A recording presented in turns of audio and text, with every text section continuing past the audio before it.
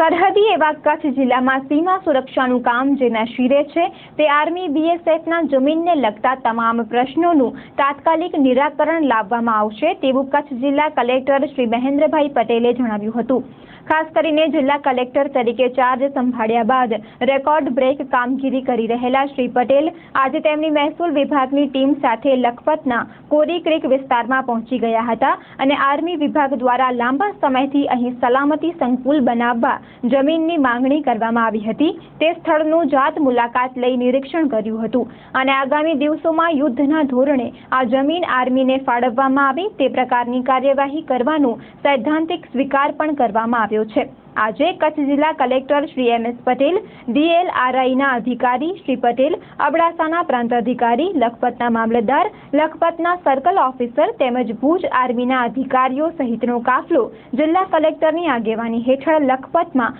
અતિ સંવેદનશીલ ગણાતા કોરી ક્રીક વિસ્તારની મુલાકાતે પહોંચ્યો હતો અને આર્મી વિભાગ દ્વારા કોરી ક્રીક વિભાગમાં જમીનની લાંબા સમય પહેલા કરવામાં આવેલ માંગણી અંગે તાત્કાલિક નિર્ણય લેવામાં આવ્યો હતો। ખાસ કરીને દેશના રક્ષણ માટે જરૂરી આવા તમામ પગલાઓ તાત્કાલિક લેવાશે તેમ જિલ્લા કલેક્ટર શ્રી પટેલે ચંચળ ન્યૂઝ સાથે વાત કરતા જણાવ્યું હતું। આજે આપણી લખપત તાલુકાની બોર્ડર એમાં ખાસ કરીને સર ક્રીક જે આપણી સુરક્ષાત્મક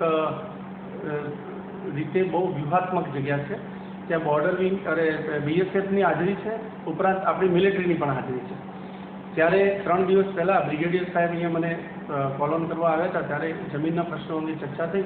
તો એ લોકોએ 500 એકર જગ્યા લખપત ખાતે માગી છે અને 500 એકર જગ્યામાં એ આખું ટ્રેનિંગ સેન્ટર મરીનમાં યુદ્ધ થાય તો મરીનથી લેન્ડથી મરીન અને કઈ રીતે જવાનોને એકદમ ફેમિલિયર કરવા એના માટેની તાલીમ માટેનું બહુ મોટું સેન્ટર આખી બટાલિયન રહી શકે એવું મોટું કરવા માગે છે અને પડોશી દેશ સાથે કોઈ દિવસ ધારો કે માથાકૂટ થાય તો આર્મીની એકદમ બોર્ડર ઉપરની હાજરી અને બંને તરફથી એ હુમલો કરી શકે તો એનો જવાબ આપી શકે એટલી સારી વ્યૂહાત્મક જગ્યા હતી। સર ક્રીક અને આપણી જે છેલ્લો પિલર છે 1175 એની પણ મેં બ્રિગેડિયર સાહેબ સાથે મુલાકાત લીધી।